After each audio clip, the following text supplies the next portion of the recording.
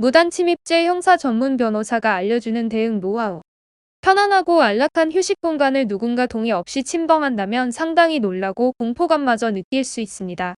이러한 행위는 법적으로 금지되고 있으며 무단으로 타인의 공간을 침입한다면 형사적 처벌을 받을 수 있습니다. 지금 이 글을 읽고 계시다면 무단침입죄 혐의를 받고 처벌의 위기에 처해 계시리라 생각됩니다. 무단침입죄가 성립하면 3년 이하의 징역이나 500만 원 이하의 벌금형에 처하도록 하며 특수한 상황에서는 5년 이하의 징역으로 상당한 엄벌에 처할 수 있기에 적극적인 대응체계 마련이 시급합니다. 형사 전문 변호사의 조력을 통해 수사 단계에서 신속히 대응하는 것이 중요한데요. 무단침입은 실생활에서 비교적 자주 발생하는 사안이지만 안일하게 대응할 경우 혐의가 인정되어 벌금형 등의 전과가 남을 우려가 큽니다. 최근 무단침입과 관련한 문의를 보면 채권 채무 관계에서 채무자의 주거지역 인근으로 찾아갔다가 고소를 당하는 일이 빈번히 발생하고 있는데요. 단지 돈을 받기 위해 아파트 단지의 주차장 등에 들어간 경우라고 한다면 본 범죄에 해당한다고 보기는 어렵습니다.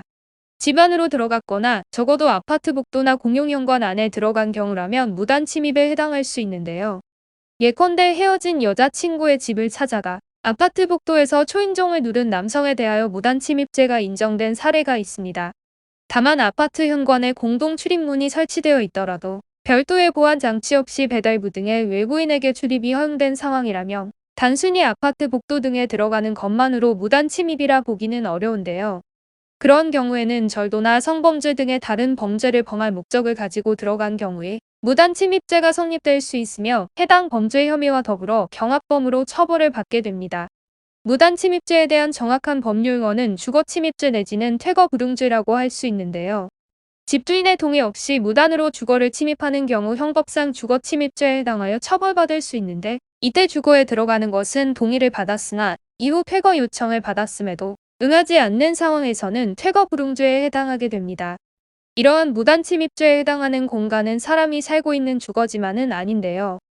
회사, 식당 등과 같이 사람이 관리하는 건물이나 선박, 항공기 등의 공간을 포함하며 심지어 점유하는 방실에 대한 무단침입도 처벌 대상이 됩니다. 만일 임대차 계약을 통해 세입자가 방을 살고 있는 상황이라면 아무리 집주인이라 해도 세입자의 동의 없이 무단으로 방실에 들어가선 안 됩니다. 개념 없는 집주인이 무단으로 들어와 세간을 살피거나 다른 세입자에게 방을 보여주었다는 이야기를 종종 들어보셨을 텐데요. 실제로는 집주인이 밀린 차임을 독촉하고자 세입자를 찾아갔다가 무단 침입을 저지르는 일이 많습니다. 아무리 집주인이라 해도 임차인의 동의 없이 무단으로 출입하는 경우에는 주거침입에 해당할 수 있으며 처음에는 임차인의 동의하에 들어갔다 해도 이후에 나가달라는 요청에 불응한다면 퇴거 불응에 해당하여 처벌받을 수 있습니다. 모르는 사람의 집에 침입하는 경우 일반적으로 문제가 된다는 사실은 잘 알고 계시지만 아는 사람의 집에 들어간 경우도 문제가 된다는 사실은 간과하는 분들이 많습니다.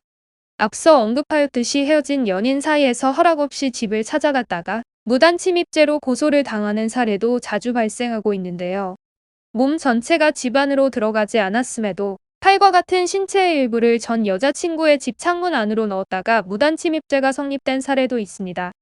해당 사건에서 무단침입죄를 인정한 재판부는 새벽 시간에 다른 사람이 있는 방 창문을 열고 팔을 안으로 넣은 사건은 더 큰 범죄로 나아갈 위험성을 내포하고 있다면서 징역형의 실형을 선고하였습니다.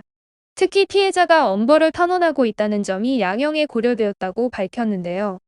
여기에서 알 수 있듯이 무단침입죄 혐의를 받는 경우 혐의를 인정한다면 피해자와 원만히 합의하여 양형에 참작되도록 대응하는 것이 매우 중요합니다. 다만 사건의 당사자끼리 원만히 합의에 이르는 것은 어려울 수 있으며 실무상 전문 변호사가 대리하여 합의를 진행하는 것이 효과적임을 알려드립니다. 이때 피해자 합의를 위한 노력 외에도 반성문, 탄원서, 관련 교육 수강 내역, 재직증명서, 가족관계증명서, 병원 진단서 등의 풍부한 양형 자료를 취합하고 제출하여 적극적으로 선처를 구할 필요가 있습니다. 무단침입죄의 감경 처분을 이끌고자 한다면 다양한 판례와 법리에 근거하여 적절히 대응할 수 있도록 전문가의 조력을 받을 필요가 있습니다. 무단침입죄의 경우 침입을 시도하려는 자체만으로 범죄가 성립하여 처벌 대상이 될 수 있습니다. 집에 무단으로 들어가려고 손잡이를 여러 차례 잡아 당겼다가 미수에 그쳤다 해도 무단침입의 미수범에 해당할 수 있기에 경각심을 가질 필요가 있겠습니다. 더구나 두 사람 이상이 무단 침입하였다면 특수주거 침입에 해당하여 가중 처벌받을 수 있는데요. 특수주거 침입죄가 성립하면 5년 이하의 징역형에 처하여 벌금형 없이 상당한 엄벌에 처할 수 있음에 유의하시기 바랍니다. 무단 침입죄 혐의로 고소를 당하였다면 개별적인 상황에 따라서 구체적인 대응 방안이 달라질 수 있으므로 정확한 법률 상담을 통해 신중히 접근할 필요가 있습니다.